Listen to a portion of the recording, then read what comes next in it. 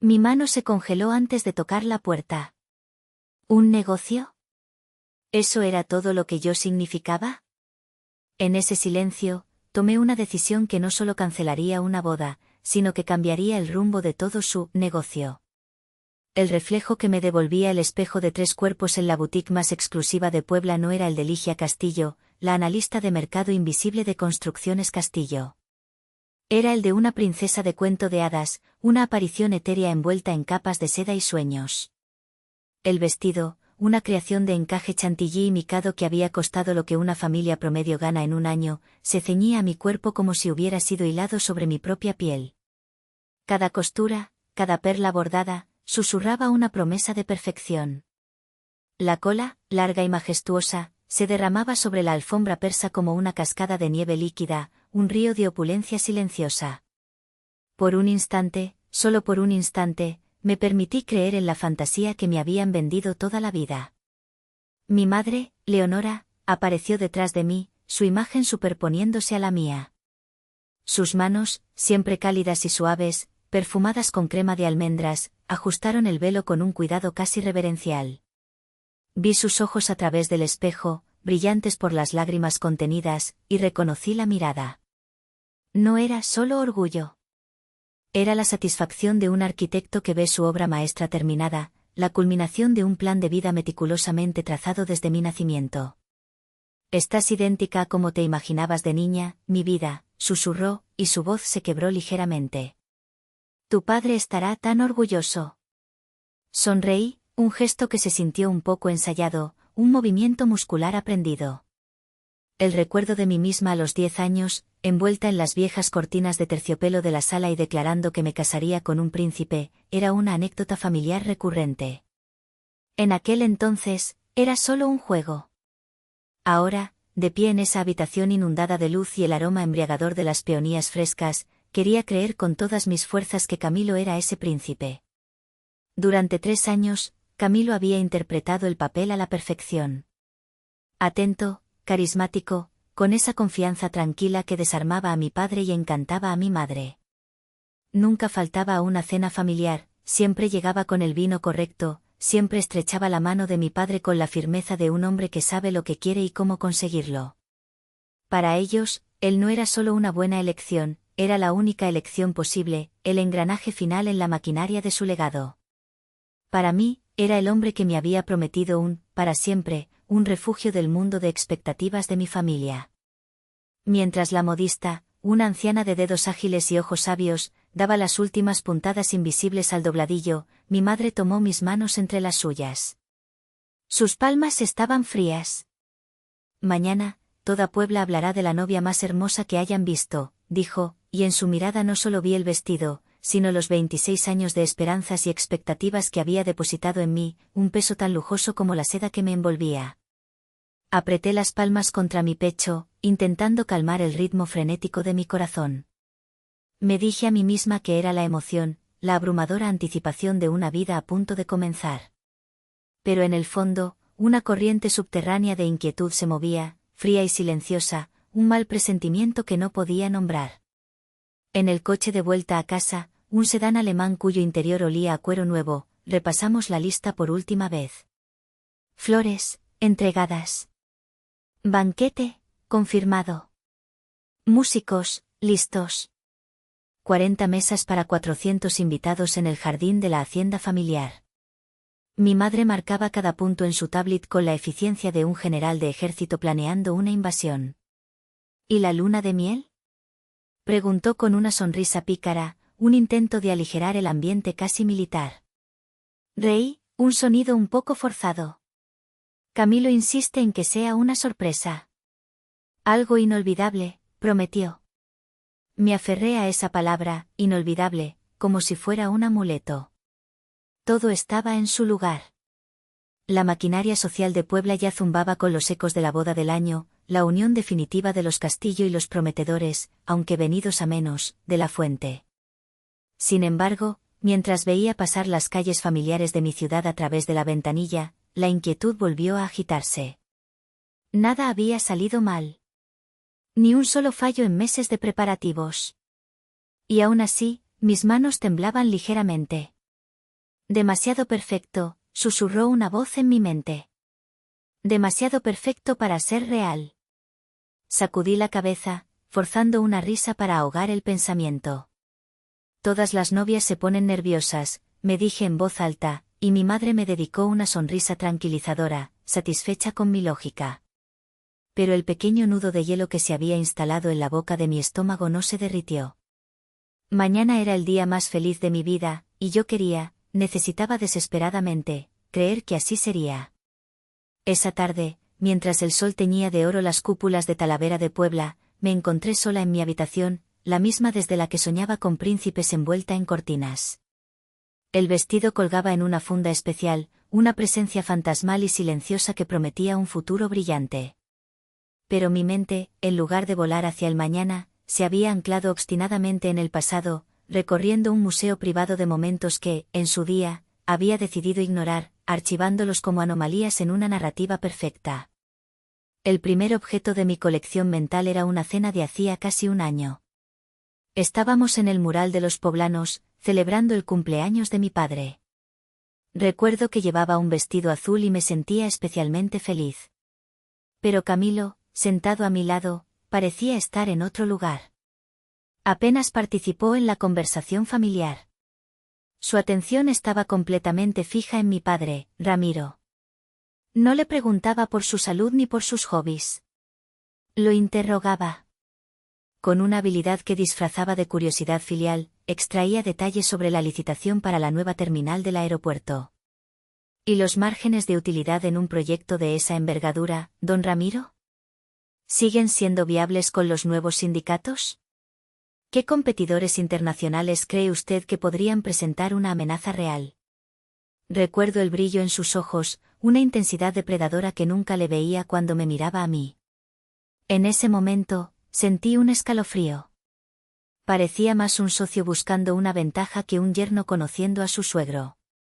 Lo descarté como ambición, una cualidad que mi padre admiraba y que a mí me habían enseñado a valorar en un hombre. El segundo objeto era más sutil, una serie de instantáneas. Camilo en el sofá de nuestra futura casa, con el teléfono en la mano. Yo entrando en la habitación con 2 copas de vino, y él, con un movimiento rápido y fluido, volteando el teléfono o bloqueando la pantalla. ¿Trabajo, mi cielo?, preguntaba yo, tratando de no sonar herida. Sí, algo urgente de la oficina, respondía él con una sonrisa fácil, tomando la copa. Siempre era trabajo. Siempre era urgente. Siempre era justo cuando yo aparecía. Mi confianza me decía que eran negocios. Mi instinto, esa voz que había aprendido a silenciar, me gritaba que era secretismo. Y luego, el recuerdo más doloroso, el que más me esforzaba por enterrar porque confirmaba mi mayor inseguridad. Fue hace 6 meses, en una junta directiva de Construcciones Castillo.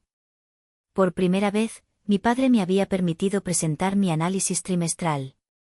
Había trabajado en él durante semanas, desvelándome. Mi investigación sugería una diversificación hacia la construcción sostenible, un mercado emergente que todos nuestros competidores estaban ignorando. Hablé con pasión, con datos, con proyecciones. Cuando terminé, hubo un silencio impresionado en la sala. Pero mi padre ni siquiera miró mis diapositivas. Me dio una palmadita en la mano, una sonrisa condescendiente en los labios. Muy bien, mija. Muy completo, dijo, como si felicitara a una niña por un dibujo. Luego, se volvió hacia el resto de los directores, todos hombres de su generación. Ahora, hablemos de cosas serias. Y antes de que pudiera protestar, añadió la frase que se convirtió en mi herida secreta: deja eso a los hombres, mija. Tú preocúpate por elegir las flores para la boda. Sentí como la sangre se me retiraba del rostro, una humillación helada. Busqué la mirada de Camilo, mi prometido, mi futuro esposo, buscando apoyo, una pizca de indignación en mi nombre. Pero él simplemente me dedicó una pequeña sonrisa de consuelo y cambió de tema hábilmente: bueno, creo que lo que Ligia sugiere tiene potencial a largo plazo, pero volviendo al tema de la expansión a Querétaro. No me defendió. No validó mi trabajo. Me protegió de hacer el ridículo. En ese momento, no fui su igual. Fui un accesorio que necesitaba ser apaciguado. La última pieza del museo era la más simple y la más reveladora, las palabras. En 3 años, Camilo nunca había pronunciado un «te amo» espontáneo. Recordé una noche en la playa de Holbox, bajo un cielo lleno de estrellas. Me sentía tan llena de amor que pensé que iba a estallar. Me giré hacia él y le dije, «Te amo, Camilo». Más que a nada. Él me besó la frente, me abrazó más fuerte y respondió, «Y yo a ti, mi cielo». Un eco. Siempre era un eco. Sus declaraciones de amor eran siempre reactivas, nunca proactivas. Sacudí la cabeza, intentando expulsar los fantasmas. Estaba siendo paranoica. Estaba saboteando mi propia felicidad. Camilo era un hombre ambicioso, sí. Reservado, también. Pero me quería. Me había elegido a mí. La boda era mañana. Todo estaba bien. Decidí que necesitaba verlo, que el contacto físico, su abrazo, su beso, silenciarían todas estas dudas para siempre. Tomé las llaves de mi coche. Iba a darle una sorpresa. Justo cuando estaba a punto de salir, mi teléfono vibró sobre la cómoda de caoba. Era él. Una foto nuestra en la playa de Holbox, la misma de mi recuerdo, iluminaba la pantalla. Deslicé el dedo para contestar, el corazón latiéndome un poco más rápido, un tambor ansioso en la caja torácica. ¿Pensando en mí? Dije, tratando de que mi voz sonara ligera y juguetona, la voz de una novia feliz y segura. Siempre, mi cielo, respondió, y su voz era un bálsamo cálido y profundo, un terciopelo acústico que pareció disolver instantáneamente el nudo de ansiedad en mi pecho. Solo llamaba para saber cómo estaba mi futura esposa. ¿Nerviosa? Un poco, admití, recargándome contra el marco de la puerta, mirando mi propio reflejo en el espejo del pasillo. Parecía una extraña. Es normal, ¿no? Completamente. Pero mañana, cuando estés caminando hacia mí por ese pasillo de flores, todo desaparecerá. El mundo se detendrá. Solo seremos tú y yo. Te lo prometo. Cerré los ojos, aferrándome a la cadencia de sus palabras. Sonaba tan sincero, tan seguro. Tan enamorado. Cada sílaba era un ladrillo más en la fortaleza que construía para proteger mi frágil felicidad. ¿Cómo podía dudar de este hombre? ¿Cómo podía dejar que mi mente insegura, entrenada para analizar riesgos, manchara algo tan real y tangible? No puedo esperar a que sea mañana, Camilo. Yo tampoco, Ligia. Mañana empieza nuestro para siempre. Descansa, ¿sí? No quiero que mi esposa tenga ojeras en las fotos. Te quiero. Y yo a ti, respondí, y esta vez, el eco se sintió como una confirmación, no como una ausencia. Colgué el teléfono sintiéndome renovada, casi avergonzada de mis dudas. La llamada había sido la prueba que necesitaba. Mi paranoia era solo eso, paranoia. La idea de la sorpresa cobró una nueva urgencia. Ya no era para calmar mis miedos, sino para celebrar nuestra certeza. Tomé la pequeña caja de terciopelo del tocador. Dentro, un par de mancuernillas de platino con nuestras iniciales, L y C, entrelazadas en un diseño elegante. Un regalo de última hora, un símbolo de nuestra unión. Bajé las escaleras casi flotando. Mi madre estaba en la sala, revisando la lista de invitados por enésima vez. Voy a ver a Camilo un momento, anuncié, dándole un beso en la mejilla. Ella frunció el ceño, levantando la vista de su tablet. ¿No es de mala suerte ver al novio la noche antes de la boda? Solo por 5 minutos, repliqué con una sonrisa. Necesito darle algo. Es importante. Ella suspiró, un sonido que mezclaba desaprobación y resignación, pero asintió, incapaz de negarme nada en la víspera de mi gran día. El aire de la noche en Puebla era fresco y olía a jazmín y a tierra mojada. Conduje por las calles empedradas del centro, sintiendo una oleada de alegría. La llamada de Camilo había borrado todas las sombras. Iba a ser la esposa más feliz del mundo. Iba a demostrarle a mi padre, al mundo, que mi mayor logro no era un análisis de mercado, sino asegurar un futuro brillante para la familia Castillo. Aparqué a una cuadra del elegante edificio de apartamentos de Camilo. Caminé con paso ligero, la cajita de terciopelo fría en mi mano. Subí los escalones de mármol del vestíbulo. El portero nocturno, un hombre amable llamado Jorge, me sonrió. Buenas noches, señorita Ligia. ¿Una visita de última hora para el afortunado? Algo así, Jorge, respondí, sintiéndome cómplice de mi propia felicidad. Tomé el ascensor hasta su piso. El corazón me latía con fuerza, pero esta vez, era pura y simple felicidad. El pasillo de su planta estaba en silencio, alfombrado con un material grueso que ahogaba el sonido de mis tacones. La iluminación era tenue, proyectando sombras largas y dándole un aire de santuario, de lugar sagrado.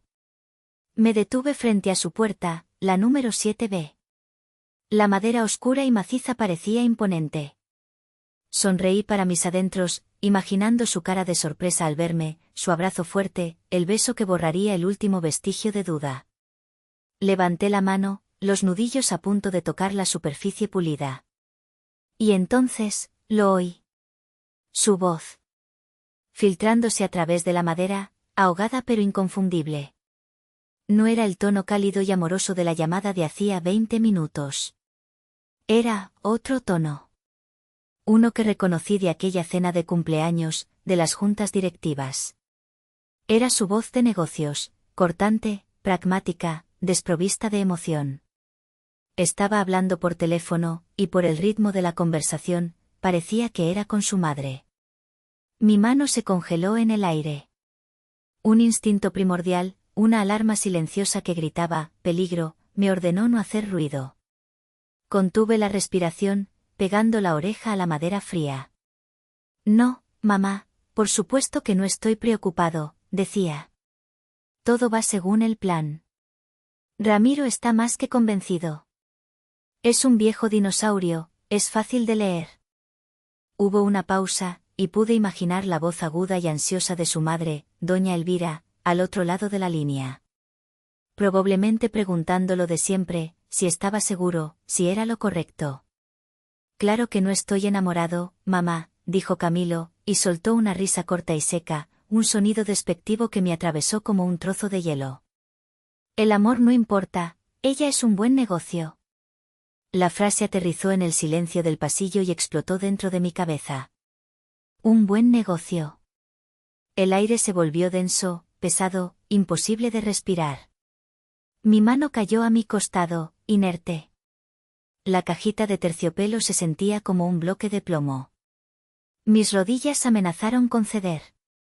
Me apoyé contra la pared opuesta, la textura del papel tapiz rasposa contra mi espalda, anclándome a una realidad que se desmoronaba. ¿Un negocio? Mi mente se negó a procesarlo.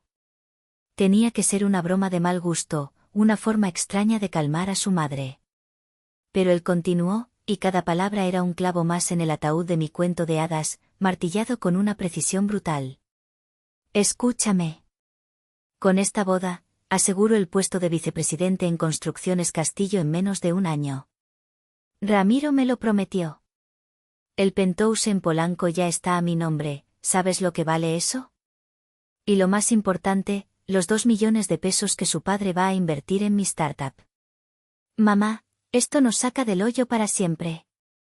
Es la jugada de nuestra vida. El apellido de la Fuente volverá a significar algo. Enumeraba mis activos, mi dote, mi valor, como un contador revisando un balance. Yo no era una persona.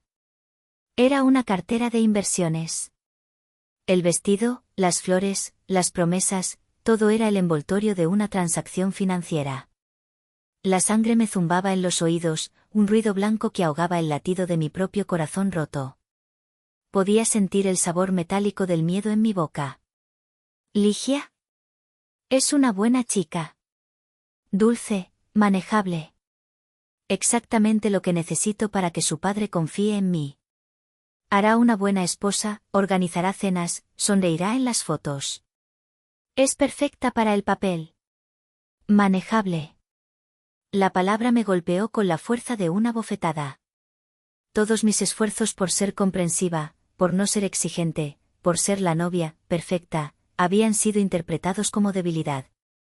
Como una cualidad deseable en un activo.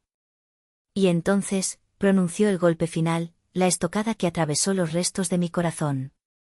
Sí, lo de Brisa está arreglado. La veré mañana por la mañana, antes de la ceremonia. Solo para cerrar ciclos, dejar todo en buenos términos. Ella lo entiende. Sabe que esto es lo que tengo que hacer. Pero ella y yo, eso es otra cosa. Con ella hay fuego, ¿entiendes? Con Ligia hay estabilidad. Brisa. Su exnovia de la universidad. La que, según él, no había significado nada. La había mencionado con una intimidad, con una familiaridad, que nunca había usado conmigo. Eso es otra cosa. En esas 4 palabras estaba todo, la pasión, la conexión real, el amor que a mí me negaba porque no importaba. Me quedé allí, petrificada en la penumbra del pasillo, mientras él terminaba la llamada con promesas de ver a su madre en la iglesia. El clic del teléfono al colgar resonó como un disparo en el silencio. El mundo a mi alrededor se había desvanecido. No había boda, no había futuro, no había príncipe. Solo había el eco de su risa y la frase martilleando mi cráneo, un buen negocio. No lloré. Las lágrimas parecían un lujo, una emoción demasiado blanda para la devastación absoluta que sentía. Era como si me hubieran vaciado por dentro, dejando solo un cascarón hueco y helado. El dolor era tan agudo, tan total, que trascendía la tristeza. Se convirtió en una especie de claridad terrible y cristalina. Cada bandera roja de mi museo mental se iluminó con una luz de neón cegadora. La cena, los teléfonos, la junta directiva, los «te amo» reactivos. Todo encajaba. La narrativa de mi vida era una farsa y yo era la única que no había leído el guión. En ese silencio absoluto, mientras el eco de sus palabras todavía vibraba en el aire, una parte de mí murió. La Ligia ingenua, la princesa del cuento de hadas, la mujer que medía su valor por el amor de un hombre, se desvaneció para siempre. Y en su lugar, algo nuevo y duro comenzó a formarse. Retrocedí, mis pasos silenciosos sobre la alfombra. No huía. Me retiraba. En mi mente, ya no había preguntas sobre el amor o el desamor. Solo había una. Si yo era un negocio, ¿cuál sería mi siguiente movimiento estratégico? No recuerdo cómo conduje de vuelta a casa. Mi cuerpo se movía en piloto automático, mis manos aferradas al volante con una fuerza que no sabía que poseía, mientras mi mente era un torbellino de cálculos fríos. Entré en la casa en silencio. Las luces estaban apagadas. Mis padres dormían, soñando con la boda perfecta de su hija perfecta. La ironía era tan amarga que casi me hizo reír, un sonido seco y sin alegría en la quietud de la noche. Subí a mi habitación y cerré la puerta con un cuidado infinito. La funda blanca del vestido de novia parecía burlarse de mí desde el armario, un espectro de un futuro que ya no existía. Por un momento, sentí la tentación de rajarla, de destruir el símbolo de la mentira. Pero la rabia caliente ya se había enfriado, solidificándose en un propósito frío y afilado. La destrucción era demasiado simple, demasiado emocional. Esto requería precisión. Me senté en el borde de la cama y abrí mi laptop. La pantalla iluminó mi rostro, probablemente pálido y demacrado. Durante años, mi padre me había mantenido ocupada con lo que él consideraba trabajo de mujeres, análisis de mercado, estudios de la competencia, informes de tendencias. Un trabajo que él nunca leía, pero que a mí me había dado un conocimiento enciclopédico y subestimado de la industria y, sobre todo, de las debilidades de Construcciones Castillo. A las 4 de la mañana, cuando la ciudad aún dormía, comencé a moverme con una eficiencia metódica. Saqué una maleta de viaje del vestidor. No empaqué ropa de fiesta ni recuerdos sentimentales. Metí lo esencial, mi pasaporte, todo el dinero en efectivo que tenía guardado, y lo más importante, la laptop y 2 discos duros externos donde respaldaba meticulosamente todo mi trabajo.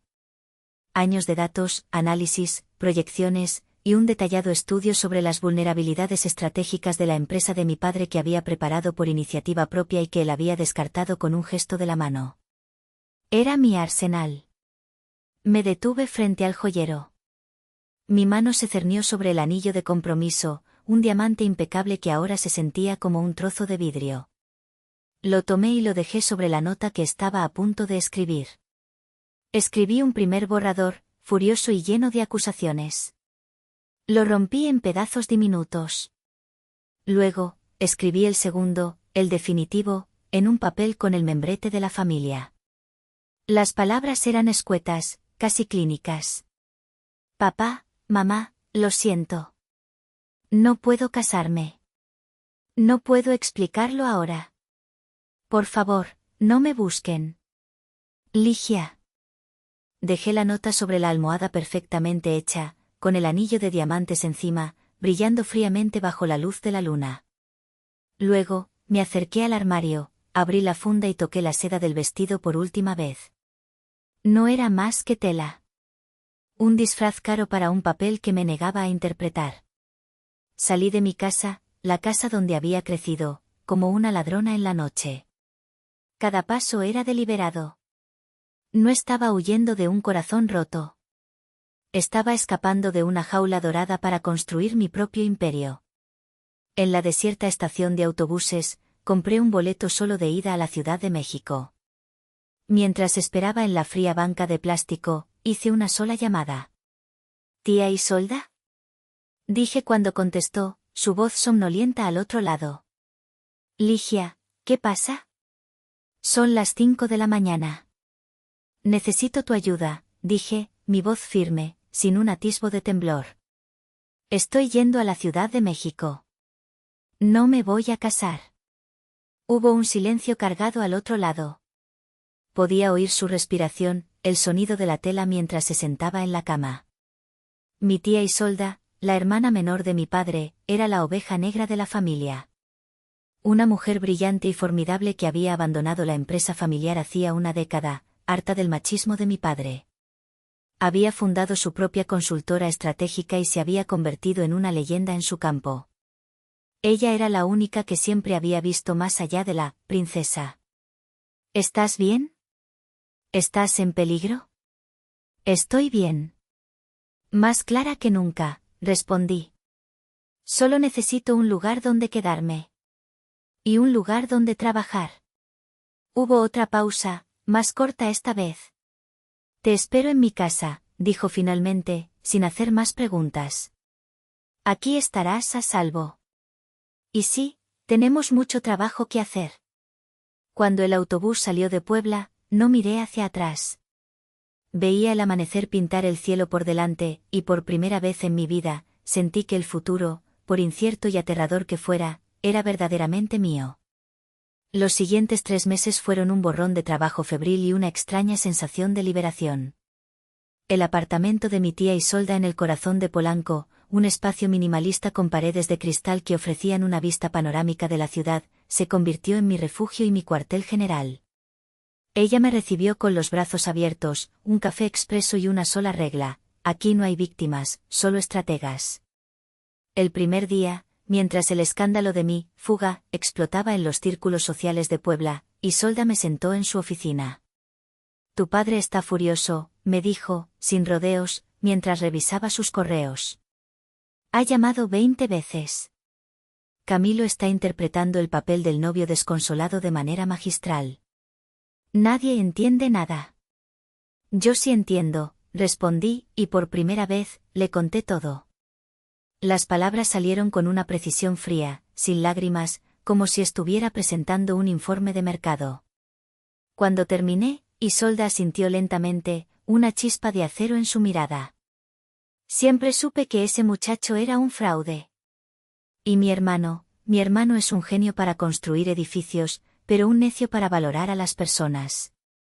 Especialmente a las mujeres de su propia familia. Me recuerda por qué me fui. En lugar de compadecerme, me hizo una oferta. Quédate. Trabaja conmigo. El puesto de analista junior está vacante. El sueldo es una miseria comparado con tu asignación, pero cada centavo será tuyo. Demuéstrale a tu padre, y a ti misma, de lo que estás hecha. Y eso fue exactamente lo que hice. Me sumergí en el trabajo de su consultora, Estrategia Fractal. El ambiente era eléctrico, meritocrático, a años luz del patriarcado polvoriento de Construcciones Castillo.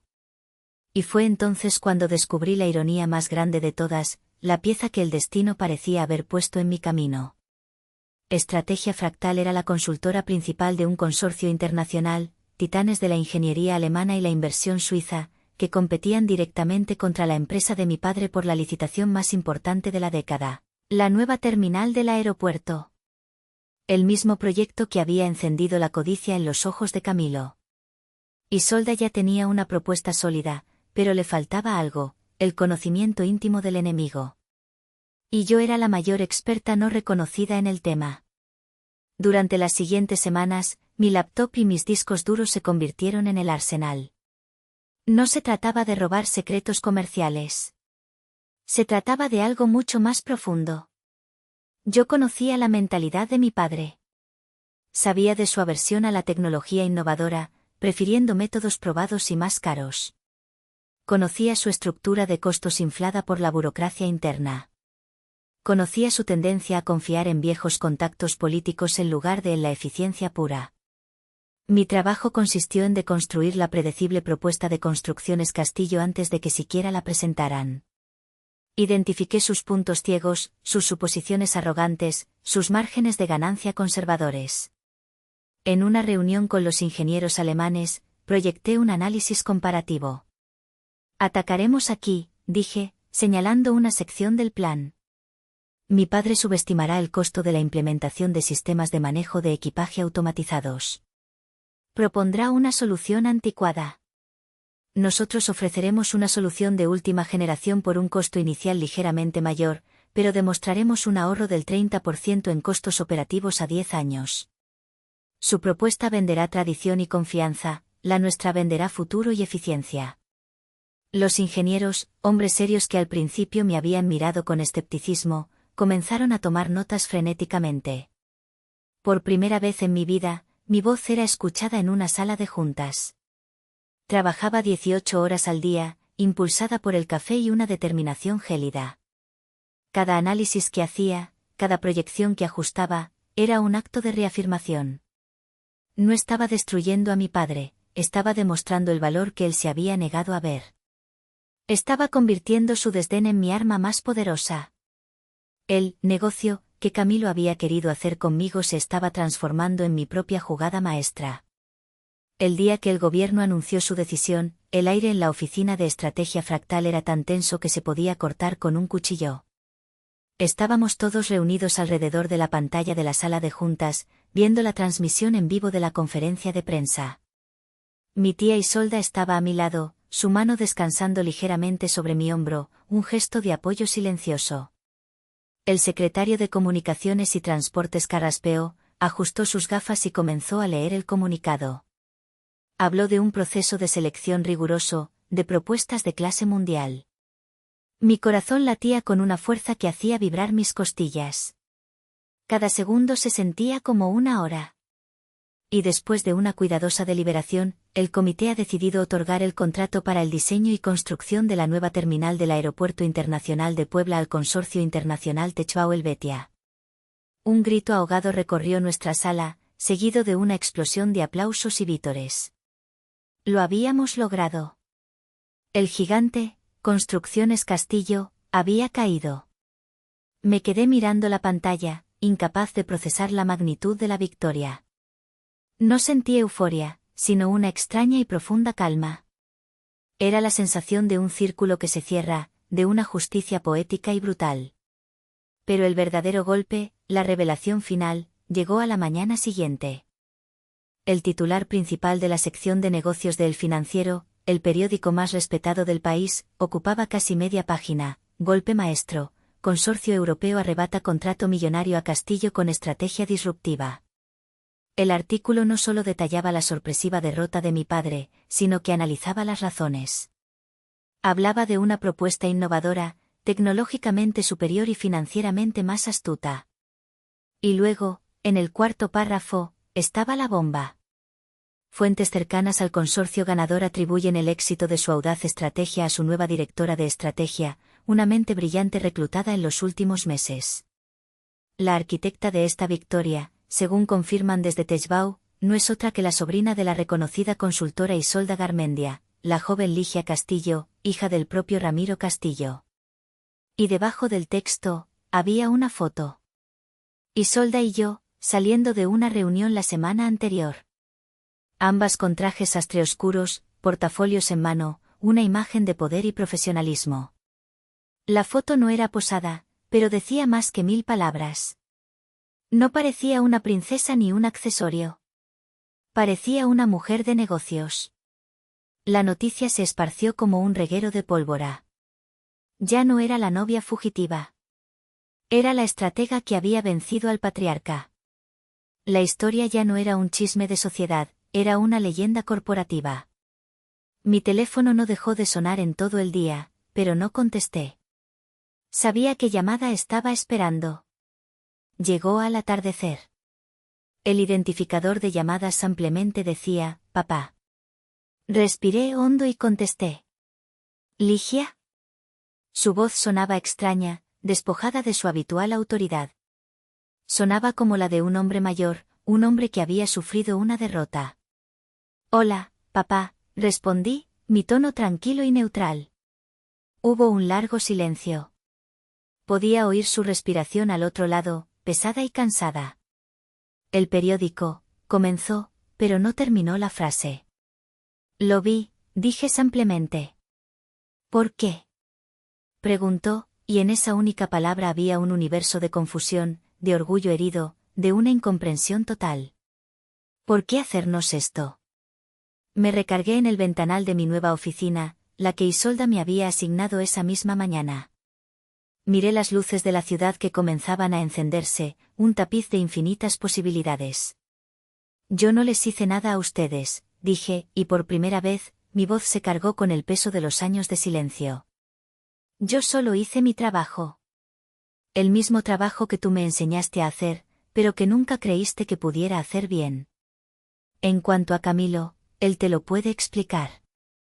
Él es muy bueno con los negocios. Colgué antes de que pudiera responder. La caída de Camilo fue tan rápida como espectacular. Sin la boda, sin el puesto y sin la inversión, su startup se derrumbó. Supe por un primo que había tenido que vender su coche y volver a vivir con sus padres. Su buen negocio se había convertido en su bancarrota personal. Una semana después, mi padre volvió a llamar. Esta vez, su tono era diferente. No había ira, solo un pragmatismo resignado. Habló de modernizar la empresa, de nuevas perspectivas. Me ofreció un puesto, uno de verdad esta vez, con poder de decisión y un sueldo que triplicaba el que Camilo habría soñado. Ahora, estoy aquí, mirando el horizonte de esta ciudad que me dio una segunda oportunidad. He forjado mi propio valor, no con el apellido de mi padre ni con el anillo de un hombre, sino con mi propia mente. Camilo me vio como un negocio y casi me destruye. Ahora, mi familia me pide que use mi nuevo poder para salvar su negocio. La oferta de mi padre está sobre la mesa. Y la pregunta que me hago cada noche es la que ahora les hago a ustedes, ¿debería hacerlo? ¿Soy yo la mala si elijo, por primera vez, mi propio camino? El titular principal de la sección de negocios de El Financiero, el periódico más respetado del país, ocupaba casi media página. Golpe maestro, Consorcio Europeo arrebata contrato millonario a Castillo con estrategia disruptiva. El artículo no solo detallaba la sorpresiva derrota de mi padre, sino que analizaba las razones. Hablaba de una propuesta innovadora, tecnológicamente superior y financieramente más astuta. Y luego, en el cuarto párrafo, estaba la bomba. Fuentes cercanas al consorcio ganador atribuyen el éxito de su audaz estrategia a su nueva directora de estrategia, una mente brillante reclutada en los últimos meses. La arquitecta de esta victoria, según confirman desde Techbau, no es otra que la sobrina de la reconocida consultora Isolda Garmendia, la joven Ligia Castillo, hija del propio Ramiro Castillo. Y debajo del texto, había una foto. Isolda y yo, saliendo de una reunión la semana anterior. Ambas con trajes sastre-oscuros, portafolios en mano, una imagen de poder y profesionalismo. La foto no era posada, pero decía más que 1000 palabras. No parecía una princesa ni un accesorio. Parecía una mujer de negocios. La noticia se esparció como un reguero de pólvora. Ya no era la novia fugitiva. Era la estratega que había vencido al patriarca. La historia ya no era un chisme de sociedad, era una leyenda corporativa. Mi teléfono no dejó de sonar en todo el día, pero no contesté. Sabía qué llamada estaba esperando. Llegó al atardecer. El identificador de llamadas simplemente decía, papá. Respiré hondo y contesté. ¿Ligia? Su voz sonaba extraña, despojada de su habitual autoridad. Sonaba como la de un hombre mayor, un hombre que había sufrido una derrota. Hola, papá, respondí, mi tono tranquilo y neutral. Hubo un largo silencio. Podía oír su respiración al otro lado, pesada y cansada. El periódico, comenzó, pero no terminó la frase. Lo vi, dije simplemente. ¿Por qué? Preguntó, y en esa única palabra había un universo de confusión, de orgullo herido, de una incomprensión total. ¿Por qué hacernos esto? Me recargué en el ventanal de mi nueva oficina, la que Isolda me había asignado esa misma mañana. Miré las luces de la ciudad que comenzaban a encenderse, un tapiz de infinitas posibilidades. Yo no les hice nada a ustedes, dije, y por primera vez, mi voz se cargó con el peso de los años de silencio. Yo solo hice mi trabajo. El mismo trabajo que tú me enseñaste a hacer, pero que nunca creíste que pudiera hacer bien. En cuanto a Camilo, él te lo puede explicar. Él es muy bueno con los negocios. Colgué antes de que pudiera responder. La caída de Camilo fue tan rápida como espectacular. Sin la boda, sin el puesto y sin la inversión, su startup se derrumbó. Supe por un primo que había tenido que vender su coche y volver a vivir con sus padres. Su buen negocio se había convertido en su bancarrota personal. Una semana después, mi padre volvió a llamar. Esta vez, su tono era diferente. No había ira, solo un pragmatismo resignado. Habló de modernizar la empresa, de nuevas perspectivas. Me ofreció un puesto, uno de verdad esta vez, con poder de decisión y un sueldo que triplicaba el que Camilo habría soñado. Ahora, estoy aquí, mirando el horizonte de esta ciudad que me dio una segunda oportunidad. He forjado mi propio valor, no con el apellido de mi padre ni con el anillo de un hombre, sino con mi propia mente. Camilo me vio como un negocio y casi me destruye. Ahora, mi familia me pide que use mi nuevo poder para salvar su negocio. La oferta de mi padre está sobre la mesa. Y la pregunta que me hago cada noche es la que ahora les hago a ustedes, ¿debería hacerlo? ¿Soy yo la mala si elijo, por primera vez, mi propio camino?